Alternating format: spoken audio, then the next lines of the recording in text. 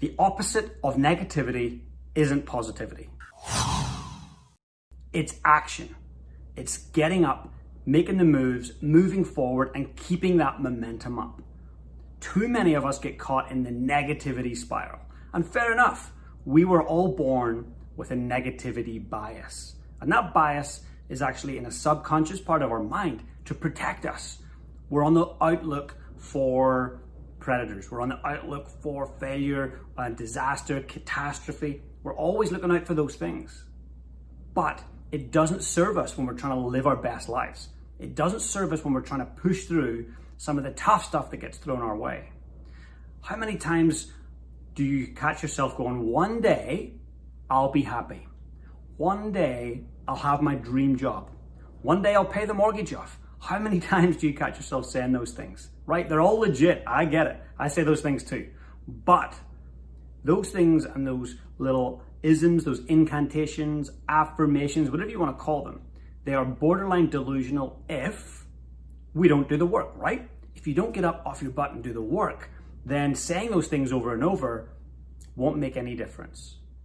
So I want you to think about some things in your life where you want to move forward, but you're stuck, right? And sometimes maybe you're caught in a negative spiral thinking about the situation that you're stuck in and why you're stuck there. 2020 is one of those years that many people might look back upon and go, well, that was a terrible year.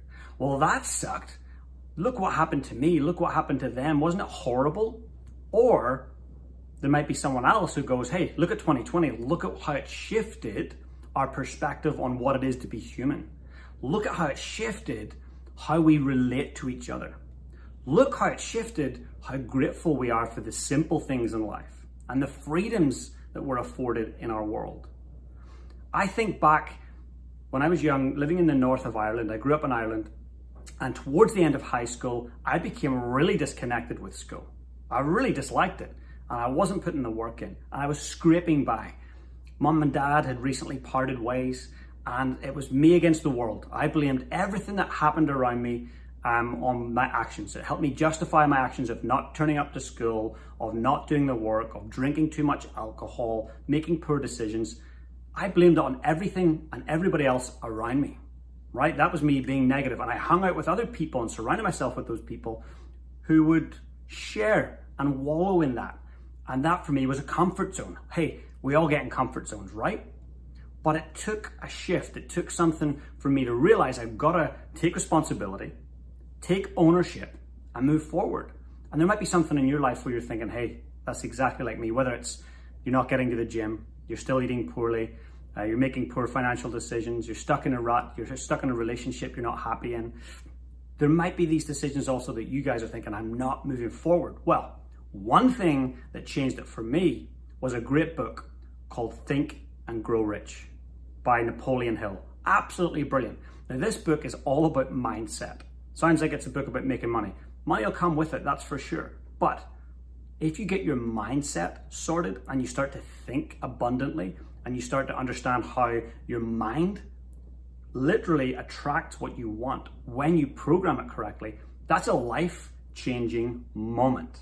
And before I read that book, and I remember sitting in Belfast, Northern Ireland, in a little cafe reading that book and ripping through it and taking notes and thinking, whoa, my life could be radically different if I got out of my own way. I just remember that moment when I read it and I was taking notes. I thought, this is my opportunity to change. I was splashing around in the muddy waters of despair, the muddy waters of discouragement and resentfulness. Everything was everyone else's fault. No responsibility was coming from me whatsoever. So that book was a game changer. Within a couple of years, I found myself in Canada performing with a band, because I was a drummer back then, performing with a band that I always wanted to perform with. I won another 5 world championship titles over the next 5 years. I traveled to New Zealand, Australia, Singapore, all over Southeast Asia, all over Europe. I was very fortunate to do those things, but the catalyst, the pivot point, the turning point was reading the book and realizing that I am the only person that can stand in my way.